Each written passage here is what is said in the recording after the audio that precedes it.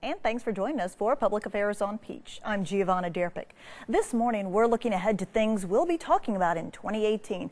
And of course, one of those things is whether or not Amazon is going to choose Atlanta for its second corporate headquarters site.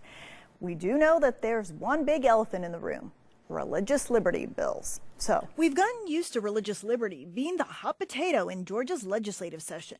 But this time, there's a new name in the mix that's upping the high-stakes game: Amazon. And shortly, you all will be seeing a short list of cities, and I think people are going to be favorably surprised. On his last day in office, former Atlanta Mayor Kasim Reed hinted the odds are good that Atlanta has Amazon's attention. But some fear that religious liberty legislation could kill momentum. I don't know if they've thought about the economic consequences of this. Emory University finance professor Dr. Tom Smith points to North Carolina's so-called bathroom bill, regulating transgender people's use of public bathrooms.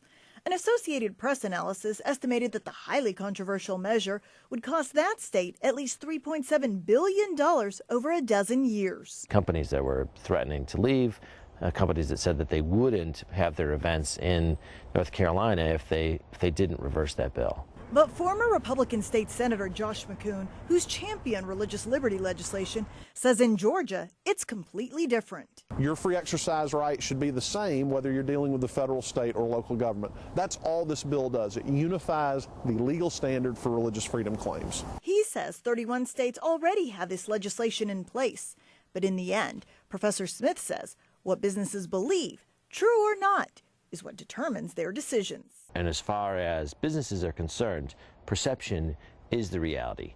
And so on paper, it may say, no, we're not doing what North Carolina did. But if businesses think that the state is turning towards a particular bent in terms of their policies, then they're likely to act before they see what the final piece of legislation is. And just to be transparent, Josh McCoon is running for Secretary of State in Georgia. Now, we did reach out to Governor Deal's office. His spokeswoman referred us to his comments back in 2015 when he vetoed similar legislation. Now, back then, he said that Georgia is a welcoming community, and he plans to do his part to keep it that way. So his position has not changed. And now we're joined by Maria Saporta. She's a longtime Atlanta journalist and founder of SaportaReport.com. Thanks for joining us today. Thank you for having me. Great. So what do you think as far as our chances for landing Amazon? I don't know the final, but I think we will definitely be on the short list. And that is going to be a really important pivot for our whole state and the metro region for two reasons. Religious liberty will not pass in this legislative session. You've got Speaker Ralston and Governor Deal who are on record of not wanting to have that go forward. And so I think Amazon will make their final decision in 2018. So it'll be interesting to see how that will slow down religious liberty. I think the year to watch will be 2019, when we have a new governor and virtually all the Republican candidates for governor have pledged to pass some form of religious liberty legislation. That's actually what I was going to bring up. The four major Republican candidates for governor, and this is still a Republican state, they have said that they're still going to push for that, and they would sign a bill into law.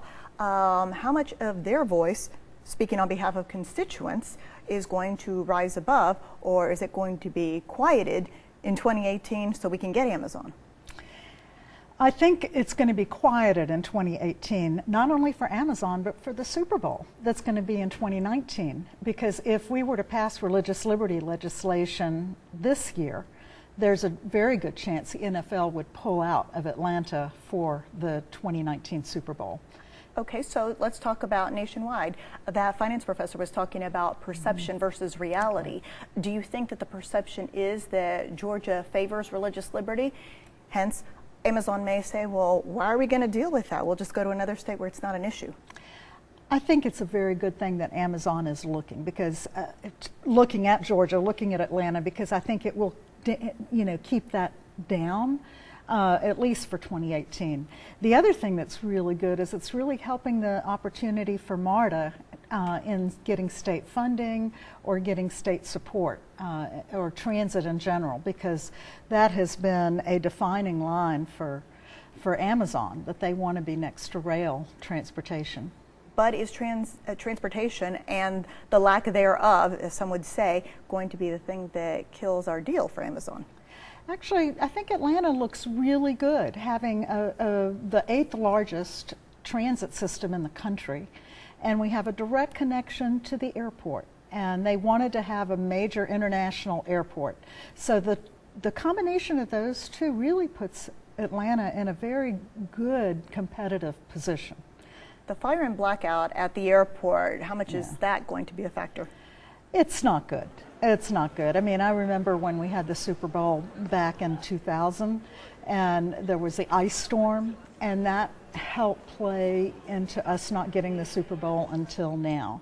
So, but not being ready for prime time? Yeah, let's hope we're ready for prime time. You know, I know that ironically, we might have an ice storm for the National Football Championship. Could be. Let's hope not. Let's hope we're ready. Yeah. In our final seconds of this segment, which cities do you think are our biggest competition? Well, you hear Boston, you hear Austin, you hear Denver, you hear Chicago. Where Atlanta stands well in those is our affordability. But you know, we are very focused on trying to get Amazon, but there's some downsides to it, and that would be the affordability of living in Atlanta. That's true. Higher rents, higher property values, higher property taxes. So it's not all positive. It's not all positive. Okay. Thank you so much for joining us today. Happy New Year. Happy New Year. And our Democratic and Republican strategists are just outside of camera range, taking their gloves off. We kid, of course, but they're going to be right next to me when Public Affairs on Peach returns to talk about more issues in 2018. Stay with us.